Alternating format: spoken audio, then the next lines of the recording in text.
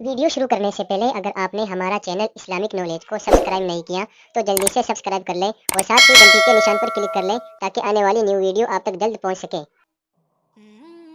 بسم اللہ الرحمن الرحیم۔ علم بہتر ہے یا دولت؟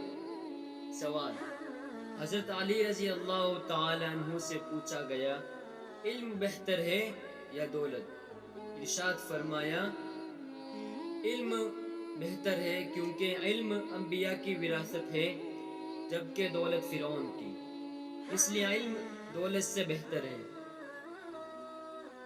تم دولت کی حفاظت کرتے ہو جبکہ علم تمہاری حفاظت کرتا ہے۔ دولت مند کے بہت سے دشمن ہوتے ہیں جبکہ عالم کے بہت سارے دوست ہوتے ہیں۔ علم تقسیم کرنے سے بڑھتا ہے جبکہ دولت خرچ کرنے سے کم ہو جاتی ہے۔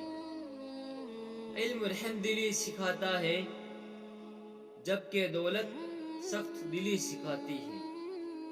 علم چوری نہیں ہوتا جبکہ دولت چوری ہو سکتی ہے۔ وقت علم کو نقصان نہیں پہنچاتا جبکہ دولت وقت کے ساتھ ساتھ ختم ہوتی جاتی ہے۔